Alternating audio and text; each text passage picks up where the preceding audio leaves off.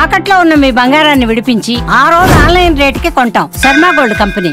Welcome to Suman TV. ధర్మస్థలిలో గడిచిన 4 రోజులుగా వరుసగా తవ్వకాలు జరుగుతున్నాయి. మొత్తం ఇవాల్టి వరకు 9 స్పాట్లను తవ్వారు. ఎక్కడా పెద్దగా ఆధారాలు కనిపించినట్టుగా సమాచారం అందట్లేదు. కేవలం 6వ స్పాటు 7వ స్పాట్ దగ్గర 2 పుర్రెలు ఒక 30 ఎముకలు దొరికినట్టుగా అన్అఫీషియల్ ఇన్ఫర్మేషన్ అయితే బయటకు వచ్చింది. అయితే ఈ తవ్వకాలు జరుగుతున్న ప్రాంతాల్లో ఇప్పటికీ సెక్యూరిటీ సిబ్బందిని అలాగే ఉంచారు సిట్. అలాగే అక్కడ తవ్విన ప్లేస్ని మళ్ళీ వెంటనే పూర్తి చేస్తున్నారు. ఆ తవ్విన ప్లేస్లో కొన్ని కవర్స్లో కొన్ని శాంపిల్స్ మాదిరిగా మట్టిని తీసుకెళ్తున్నారు. అసలు ఇటువంటి మాస్ బరియర్ కేసులు కానీ, ఇటువంటి ఒకే చోట జరిగిన కొన్ని వరుస హత్యల కేసులు కానీ, ఇటువంటి కేసుల్లో విచారణ ఎలా జరుగుతుంది, పూడ్చిపెట్టిన శవాలు ఉన్న చోట కేసు విచారణలో ఎటువంటి శాంపిల్స్ని సేకరిస్తారు, ఆ శాంపిల్స్ మొత్తం కేసుని ఎలా ప్రభావితం చేస్తాయి, ఇటువంటి సందేహాలు చాలా ఉన్నాయి. పోలీస్ ఇన్వెస్టిగేషన్ పైన ముఖ్యంగా ఎవరైతే ప్రణబ్ మహంతి ఉన్నారో అడిషనల్ డీజీ ఈ కేసుకి సిట్కి ఇన్ఛార్జ్గా ఉన్నారు, సిట్ అధికారిగా ఉన్నారు. అడిషనల్ ఎవరైతే ఈ ప్రణబ్ మహంతి ఎవరో కాదు, గతంలో మన తెలుగు రాష్ట్రాలకి ఉమ్మడి రాష్ట్రానికి డీజీపీగా పనిచేసిన ఏకే మహంతి కొడుకు. అయితే ఇంతకీ ఈ ఇన్వెస్టిగేషన్ ప్రాసెస్ ఎలా ఉంటుంది, ఎలా జరుగుతుంది, తవ్వకాల ప్రక్రియ ఎలా ఉంటుంది, ఎఫ్ఎస్ఎల్కి శాంపిల్స్ ఎలా తీసుకుంటారు, ఈ అంశాలన్నింటినీ మనతో చర్చించడానికి ఎక్స్ పోలీస్ ఆఫీసర్, ఇన్వెస్టిగేషన్లో ఎక్స్పర్ట్ రెడ్డన్న మనకు లైవ్లో అందుబాటులో ఉన్నారు. రెడ్డన్న నమస్కారం సార్. నమస్కారం. మాకు పెద్ద డౌట్ ఏంటంటే ఈ 4 రోజులుగా మన మాస్ బరియర్ కేసుని ధర్మస్థలం నుంచి రెగ్యులర్గా లైవ్లో కవర్ చేస్తున్నాం. సార్, ఈ కేసు ఇన్వెస్టిగేషన్, ఇటువంటి హత్యల కేసు ఇన్వెస్టిగేషన్ ఎలా మొదలు పెడతారు? ఫస్టే తవ్వకాల వైపు ఎందుకు వచ్చారు? ఒకటేమిటంటే ఆయన అంటే వన్ ఆఫ్ ది అక్యూజ్డ్ అనే అనొచ్చు. ఎందుకంటే ఆయన ఎంతగా ఆయనే అంటే ఈ విధంగా జరిగింది 20 ఏళ్ల క్రితం 19 ఏళ్ల క్రితం ఈ విధంగా ఫలానా వ్యక్తులు నా దగ్గరకు వచ్చి సవాల్ని ఇస్తే నేను పూడ్చిపెట్టాను, అదంతా తప్పని తెలుసుకొని ఇవాళ మీకు కంప్లైంట్ ఇస్తున్నాను అని చెప్పి ఒక పుర్రెని ఎముకల్ని తీసుకొని వచ్చి ఎవిడెన్షియల్ గా అడ్వకేట్లను తీసుకొని వచ్చి నేను స్పాట్లు చూపిస్తానని చెప్పి కంప్లైంట్ ఇచ్చిన తర్వాత ఎఫ్ఐఆర్ కట్టారు. ఎఫ్ఐఆర్ కట్టిన తర్వాత ఆయన కొన్ని ప్లేసెస్ ని చూపించాడు. చూపించినప్పుడు అది ఎఫ్ఐఆర్ కట్టిన తర్వాత తవ్వి అక్కడ ఈ మట్టి ఉందా, ఎముకలు ఉన్నాయా. ఇప్పుడు ఏమిటంటే నేచర్ చాలా గొప్పది, అన్నిటికంటే గొప్పది నేచర్ లో అన్ని కలిసిపోతాయి, అన్ని మిళితమైపోతాయి. ఇప్పుడు ఒక్కొక్క దగ్గర క్షారాలు ఎక్కువ ఉంటాయి, కెమికల్స్ ఎక్కువ ఉంటాయి, ఒక్కొక్క దగ్గర తక్కువ ఉంటాయి. సో ఆ కెమికలైజ్డ్ ఉండి క్షారాలు ఎక్కువగా ఉంటే ఎముకల్ని కూడా తినేస్తుంది భూమి. సో అటువంటి ప్రదేశాల్లో ఒకవేళ పూడ్చాను అని చెప్తే, ఆయన కరెక్ట్ గా ఇదే స్పాట్ అని చెప్తే దానికి మనం కరెక్ట్ గా చెప్పలేము. అంటే ఆ ల్యాండ్ లో ఉన్న లవణాలు క్షారాలు ఏమైతే ఉన్నాయో, కెమికల్స్ ఏమైతే ఉన్నాయో అది ఎముకల్ని ప్రభావితం చేస్తాయి. సో కొన్ని 16 ఏళ్లలోనే ఏం లేకుండా తినేస్తుంది. మాస్ అయితే వితిన్ 4 to 5 years లో మొత్తం లేకుండా పోతుంది, ఎముకలు అయితే మిగులుతాయి. కొన్నిసార్లు కొన్ని దగ్గర 100 ఏళ్ల వరకు కూడా ఎముకలు దొరుకుతూనే ఉంటాయి. సో ఆ భూమి యొక్క పరిస్థితిని బట్టి మనకి అవి ప్రెషర్ అయి ఉంటాయి. ఇప్పుడు ఒక దగ్గర తవ్వకాలు జరుపుతాడు, అక్కడ ఏమీ లేదని మనం అనుకుంటాం, కానీ ఆ మట్టి శాంపిల్స్ కలెక్ట్ చేసి ఎఫ్ఎస్ఎల్ కి పంపిస్తే దాంట్లో ఎముకల మిళితమైపోయినటువంటి పొడి ఏమైతే ఉందో అది దొరుకుతుంది. అది దొరికితే ఒకవేళ అక్కడ బూడ్చే ఉండి ఆ రసాయన కెమికల్స్ ఏమైనా నాశనం అయిపోయి ఉంటే, భూమిలో కలిసిపోయి ఉంటే, ఆ మట్టిలో వాళ్ళు ఎఫ్ఎస్ఎల్ వాళ్ళు చూస్తే దాంట్లో మనకి అవశేషాలు దొరుకుతాయి. ఇక్కడ పర్టికులర్గా కూడా జరపచ్చు సార్. ఇక్కడ పర్టికులర్గా ఒక నదీ పరివాహక ప్రాంతం, నేత్రావతి నదీ పరివాహక ప్రాంతంలో 8 స్పాట్లు చూపించాడు సార్ ఆయన. మొత్తం 8 స్పాట్లు. ఆ నేత్రావతి నదీ పరివాహక ప్రాంతంలో ఉన్న 6వ స్పాట్ కూడా అక్కడే ఉంది. అక్కడ 2 పుర్రెలు దొరికాయి, ఒక 30 ఎముకలు దొరికినట్టుగా సమాచారం ఉంది. సో అవి కుల్లకుండా ఉండి మిగతా చోట్ల కులిపోయినాయి అంటే ఎముకలు కూడా మెల్ట్ అయిపోయినాయి అనుకోవచ్చా మట్టిలో? There is every possibility. ఎందుకంటే ఇప్పుడు మీరు చూడండి, ఇప్పుడు ఇక్కడ మట్టి సున్నం మట్టి ఎక్కువ ఉంటుంది అనుకో, దానికి పక్కనే భూమి ఒక 25 అడుగుల దూరంలోనే మంచి మట్టి ఉంటుంది. ఇప్పుడు మీరు అంతెందుకు బావి తవ్వుతారు, బోర్ వేస్తారు, ఒక దాంట్లో నీళ్లు పడతాయి, ఒక దాంట్లో పడవు, అంతా పక్క పక్కనే ఉంటుంది. సో అదే విధంగా మట్టి ఆ ఆ ప్రదేశంలో కెమికలైజ్డ్ ఏమైతే ఉన్నాయి, ఇప్పుడు ఇక్కడ సున్నం ఉంటుంది, ఒక 10 గజాల దూరం పోయి ఒక 20-30 గజాల దూరం తర్వాత సున్నం లేకుండా పోతుంది. ఆ విధంగా మట్టి జనరల్ గా 90-80% అదే ఉండొచ్చు. కానీ ఒక దగ్గర ఇప్పుడు కొన్ని చెట్లు ఉంటాయి, అడవిలో చెట్లు అన్ని పడిపోయి ఉంటాయి, దాని ద్వారా కొన్ని కెమికల్స్ ఉంటాయి. ఆ విధంగా కూడా కొన్ని ప్రదేశాల్లో ఎముకలు ఉండొచ్చు, కొన్ని ప్రదేశాల్లో మొత్తం కరిగిపోవచ్చు. సో కాబట్టి మనము unless it is clearly examined in FSL, వాళ్ళు ఎగ్జామిన్ చేసి ఇవి ఏమీ లేవని చెప్తే అప్పుడు ఆ విధంగా, లేదు ఉన్నాయంటే ఉన్నాయి. సో ఆ విధంగా మనం గుర్తించవచ్చు. అంటే ఇక్కడ ఈ తవ్వకం జరిగిన ప్రతి చోట, అంటే 1 నుంచి 8 వరకు కావచ్చు, ఇవాళ జరుగుతున్న 9, 10 కావచ్చు, ప్రతి చోట ఈ మట్టి శాంపిల్స్ తీసుకుంటున్నారు అనుకోవచ్చా సార్? శాంపిల్స్ పరిశీలిస్తారు కదా వాళ్ళు, ఎందుకంటే ఎవిడెన్షియల్ ఫ్యాక్ట్, రేపొద్దున్నే నేను చెప్పిన తోటి తవ్వలేదు అంటారని. దాన్ని ఇట్లాంటి కేసుల్లో ఎప్పుడు కూడా ఒక ఎగ్జిక్యూటివ్ మ్యాజిస్ట్రేట్ ని పెట్టుకుంటారు. ఆ ఎగ్జిక్యూటివ్ మ్యాజిస్ట్రేట్ కి 2 విట్నెసెస్ గవర్నమెంట్ ఎంప్లాయీస్ ని పెట్టుకుంటారు. తో పంచనామా రాస్తారు. It will be recorded, videograph చేస్తారు. వీడియోగ్రాఫ్ చేసి ఆ శాంపిల్స్ కలెక్ట్ చేసినవి కూడా సీల్ చేసి ఆ విట్నెసెస్ వాళ్ళ దగ్గర కూడా సంతకాలు పెట్టించుకొని FSL కి పంపిస్తారు. సో FSL కి పంపించి వచ్చిన తర్వాత 1వ శాంపుల్ ఫలానా, అది కూడా ప్రిజర్వ్ చేస్తారు. ఇప్పుడు మీరు ఏదో తవ్వేసిపోయినారో, అది అన్ని ఒకటే రకం అయిపోయింది, ఎక్కడ తవ్వామో తెలుసుకోకుండా పోతుంది. కాబట్టి ఆ తవ్విన ప్రదేశాన్ని ప్రిజర్వ్ చేస్తారు.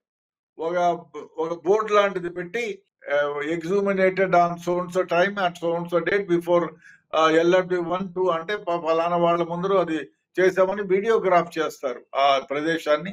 దాన్ని ఒకవేళ కెమికల్లో అనాలిసిస్ లో వచ్చింది అనుకో, ఏమైనా పుర్రెలు ఉన్నాయి, లేకపోతే ఫలానా వ్యక్తి DNA సరిపోతుంది అన్నారు అనుకో, అప్పుడు కష్టం కదా. సో అందుకని ఆ ప్రదేశాన్ని కూడా ప్రిజర్వ్ చేస్తారు. ఈ వీడియోగ్రాఫ్ చేసింది సీల్ చేస్తారు. చెప్పండి సార్. సాధారణంగా ఇటువంటి మర్డర్స్ జరుగుతాయి కదా సార్, ఈ మర్డర్ జరిగే ప్లేసెస్లో హంతకుల మెంటాలిటీ ఎలా ఉంటుంది సార్? అంటే ఇతను చెప్తున్నాడు నేనే పాతి పెట్టానని. మర్డర్ జరిగిన చోట సాధారణంగా సార్ పాతి పెడతారా, ఎక్కువగా కాల్ చేస్తారు కదా సార్? ఇక్కడ ఎందుకు పాతి పెట్టారనుకోవచ్చు మనం? ఒకటి, బేఫికర్గా ఉండే దగ్గర మనం ఎవడు చూడలే, అడవి ఏం లేదు. చాలా సందర్భాల్లో చాలా మర్డర్ కేసెస్లో, నేను ఎగ్జిక్యూట్ చేసిన కేసెస్లో కూడా, నేను 1982లో అనంతపూర్ జిల్లాలో ఒక దగ్గర చంపేసి ఫారెస్ట్ లో పడేసి వచ్చినారు. ఇక్కడ ఎవరు వస్తారు, పందులు అవి ఇవి రాబందువులు తినేస్తాయి అని చెప్పి పడేసి వచ్చినారు. అది మ్యాన్ మిస్సింగ్ కేసు కట్టి ఎక్కడెక్కడో వెతికి ఏమి చేస్తే చివరికి ఒక చిన్న ఎవిడెన్స్ దొరికి వాడిని ఇంట్రాగేట్ చేస్తే, సార్ ఎస్ నేనే చంపానండి, ఫలానా దగ్గర పడేసి వచ్చాం, నేను ఫలానా ఆమె ముందర చంపేశాను, పడేసి వచ్చాం. అప్పటికి 4 నెలలు అయింది. సో ఇంకేం దొరకదు డెడ్ బాడీ అని వాడిని తీసుకెళ్తే కరెక్ట్ గా అక్కడే ఉంది, పీట్రిఫై అయిపోయింది. ఏ పట్టుకుంటే అది ఊడొస్తుంది, మొత్తం పైన ఉంది కాబట్టి. భూమిలో అంటే అసలు ఏమి ఉండేది కాదు, ఫ్లష్ ఏమి ఉండేది కాదు, మిగతా బోన్స్ ఉండేవి. సో బయట కాబట్టి పీట్రిఫై అయిపోయింది. అదంతా కూడా సంచుల్లోకి తీసుకొని వచ్చి అప్పుడు దాన్ని ఎగ్జామిన్ చేసి తర్వాత FSL కి పంపించినాం. వాడి దగ్గర ఫింగర్ ప్రింట్స్ అవి కలెక్ట్ చేసాం. ఆయన కన్విక్షన్ వచ్చింది, 8 years కన్విక్షన్ వచ్చింది. ఇప్పుడు ఈ కేసులో ధర్మస్థల కేసులో 9 ప్లేసులు, అంటే 1 నుంచి 5 వరకు దొరికారు సార్, ఏం దొరకలేదు. 6-7 మధ్యలో పుర్రెలు ఎముకలు దొరికాయి. 8లో మళ్ళీ ఏమీ దొరకలేదు. 8వ స్పాట్లో 9లో కూడా ఇప్పుడు ఏమీ దొరకలేదు అనేది మనకున్న ఫిజికల్ ఎవిడెన్స్. అక్కడ మన కెమెరా రికార్డ్ చేస్తున్న విజువల్స్ బట్టి కానీ, అక్కడ మనకు బయటకు కనిపిస్తున్న సమాచారాన్ని బట్టి కానీ తెలుస్తుందంటే ఏమీ దొరకలేదని మనం అనుకుంటున్నాం. దొరికిందని కూడా అనుకోవచ్చా? సంథింగ్ దొరకవచ్చు ఇక్కడ అనుకోవచ్చా? మనకి ఎడ తెలుస్తుంది, అన్లెస్ నువ్వు ఇప్పుడు నువ్వు ఎక్కడో 50 అడుగులు 100 అడుగుల దూరంలో కెమెరా పెడితే దొరకలేదని ఎట్లా చెప్తావు? చెప్పలేము కదా. ఇప్పుడు ఇప్పుడు వాళ్ళు ఏం చేస్తారు, మొత్తం తీసుకోరు కదా, కొంచెమే తీసుకుంటారు. లేదు అంటే కొన్ని 10 ఎముకలు 20 ఎముకలు 2-3 పుర్రెలు దొరికినాయి అనుకో, అప్పుడు 4-5 భాగాల్ని తీసుకుంటారు. ఎందుకంటే DNA టెస్ట్ పంపించాలి కాబట్టి. కాబట్టి మనం చెప్పలేము దొరికాయా లేవా. ఎందుకంటే ఇన్వెస్టిగేషన్ ఇట్లాంటి కేసెస్ లో ఇన్వెస్టిగేషన్ ని గోప్యంగా ఉంచుతారు. ఎందుకంటే రేపు గోప్యంగా ఉంచకపోతే there is every possibility of, ఇప్పుడు ముద్దాయిలు పవర్ఫుల్ వ్యక్తులు అయితే ఏముంది దాంట్లో తీసుకుపోయి ఒక దగ్గర 20 ఒక దగ్గర 1 టన్ను కెమికల్స్ ఏదైనా వేసేసి సల్ఫ్యూరిక్ యాసిడ్ లాంటివి వేసేస్తే ఏం చేయలేం కదా. ఉండే DNA కూడా నాశనం అయిపోతుంది, చాలా కష్టం మళ్ళీ. కాబట్టి అవన్నీ కలెక్ట్ చేస్తారు, అది చెప్పరు కూడా, ఇన్ని దొరికాయి ఇన్ని దొరకలేదు అని చెప్పరు. చెప్తే there is every possibility of destroying the evidence అని చెప్పి జనరల్ గా ఇటువంటి కేసుల్లో చెప్పరు, చెప్పకుండానే ఉంటారు చాలా వరకు. ఇప్పుడు కంటిన్యూ అవుతుంది సార్. అంటే 10 అవుతున్నారు, 11, 12 అదే ప్లేస్లో ఉంది, 13 ఉంది, 14 కూడా 15 కూడా ఉన్నాయి. సో ఇది మొత్తం చివరి వరకు అతను చూపించిన 15 స్పాట్లు తవ్వుతారా ఇక్కడ? 100 ఉన్నా 100 దూవుతారు. లేకపోతే ఇప్పుడు ఆయన చెప్పిన దాని ప్రకారం 100 మంది ఏదో చెప్పాడు, నేను కొన్ని చూపిస్తానన్నాడు, కాబట్టి అన్ని తవ్వాల్సిందే కదా. అదే కాకుండా ఇంకోటి కూడా ఉంటుంది. ఇప్పుడు ఒకవేళ పుర్రె లేకపోతే ఎముకలు దొరికినాయి, FSL కి పంపిస్తే ఎన్నేళ్ల క్రితం చంపారు అనేది మనకు తెలిసిపోతుంది. ఒకటి ఏజ్ ఆఫ్, అంటే చనిపోయే నాటికి ఆ శవం యొక్క వయస్సు తెలిసిపోతుంది. అదే కాకుండా ఫిమేలా మేలా అని తెలిసిపోతుంది. సో ఎక్కడైనా ఇప్పుడు బలవంతం చేసింటారు, అమ్మాయి మెడ గిడో ఉంటే హైరాయిడ్ బోన్ ఫ్రాక్చర్ అయి ఉంటుంది, లేదు ఉరి తీసింటారు ఒకవేళ, లేదు ఎక్కడైనా పెల్విక్ బోన్ ఫ్రాక్చర్ అయి ఉంటుంది. ఇవన్నీ తెలిసిపోతాయి కదా. ఇతన్నే మళ్ళీ ఇంట్రాగేట్ చేస్తే ఇంకో విషయం కూడా దొరుకుతుంది. బట్ ఆయన ఇంత ముందుకు వచ్చాడు కాబట్టి there is every possibility of getting one more evidence.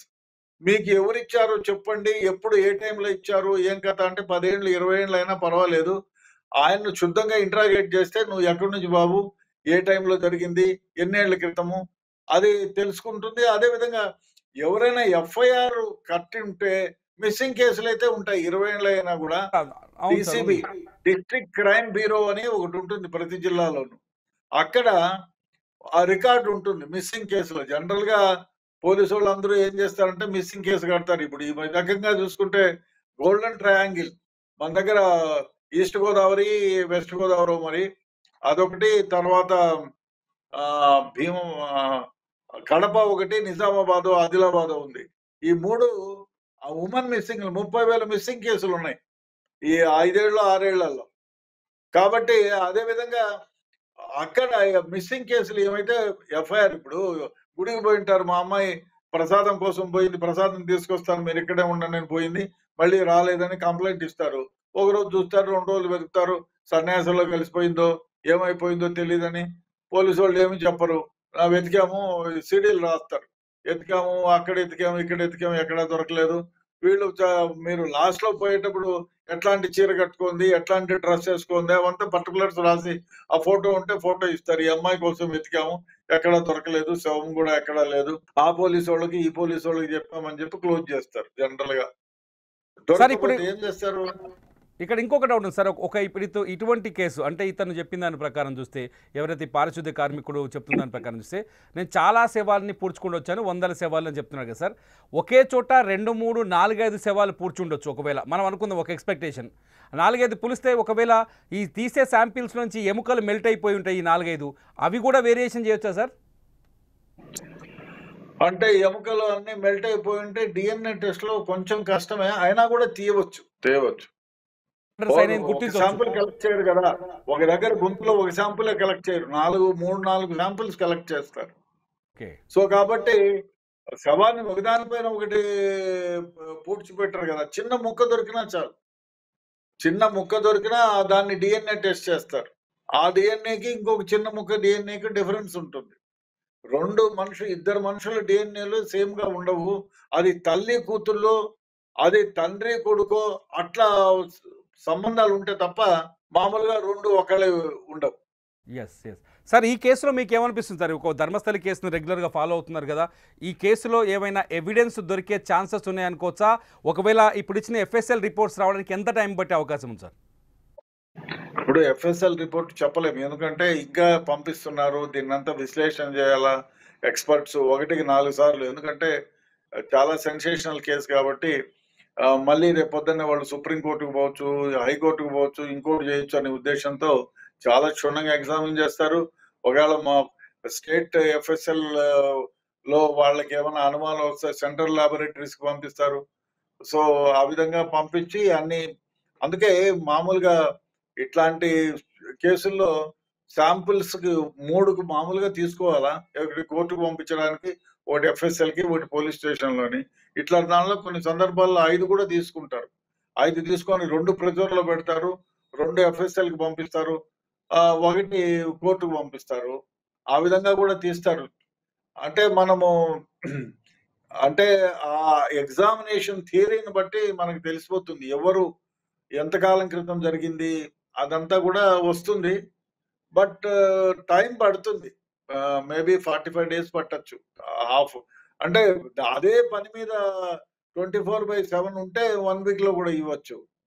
But మిగతా కేసులు కూడా ఉంటాయి కదా, దీనివల్ల మిగతా కేసులు స్టేట్ మొత్తంలో ఒక 50-100 మర్డర్లు అయితే ఉంటాయి. అన్ని ఎఫ్ఎస్ఎల్ రిపోర్ట్లు కూడా ఇవ్వాలి కదా, మొత్తం దీనిపైన కూర్చొని స్టేట్ అంతా ఆపే చేయలేరు కదా, కాబట్టి it will take time. Sir, లాస్ట్గా ఒక క్వశ్చన్ అడగాలనుకుంటున్నాను. ప్రణబ్ మహాంతి గురించి ఏమైనా చెప్తారా సార్? ఎందుకంటే ఒక పవర్ఫుల్ పర్సనల్ గా వాళ్ళ నాన్న దగ్గర పనిచేశాను, వాళ్ళ ఆయన కమిషనర్ గా, నేను అసిస్టెంట్ కమిషనర్ గా పనిచేశాము. బట్ ఆయన Pranab Mahanti I don't know personally.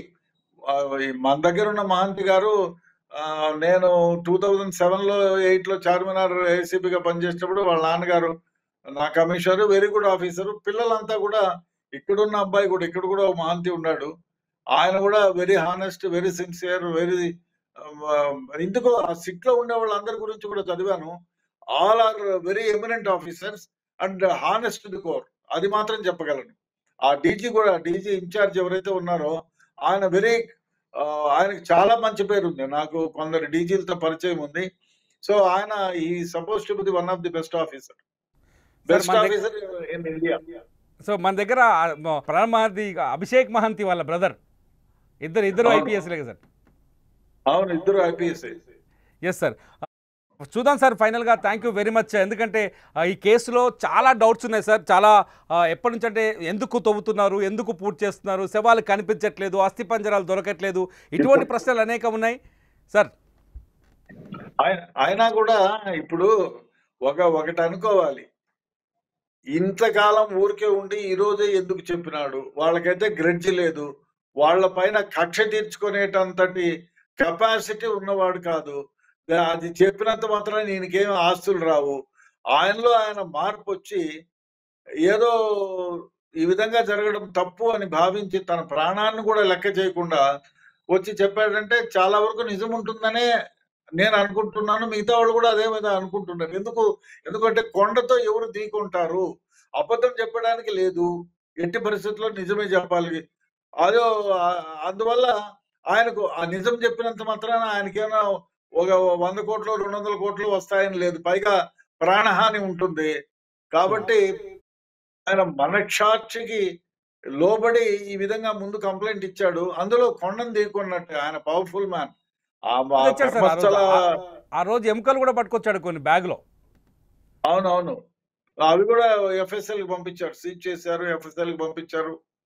కాబట్టి దొరుకుతుంది. ఎందుకంటే మన దగ్గర ఎంతమంది అయితే అమ్మాయిలు మిస్సింగ్ కేసులు ఉన్నాయో దానిని డిఎన్ఏని టెస్ట్ చేసి వాళ్ళ బంధువుల్ని పిలిపించేసి వాళ్ళ డిఎన్ఏలు తీసుకుంటే డెఫినెట్ గా 100 కాకపోయినా 10 బయటపడితే కూడా పెద్ద కేసే కదా.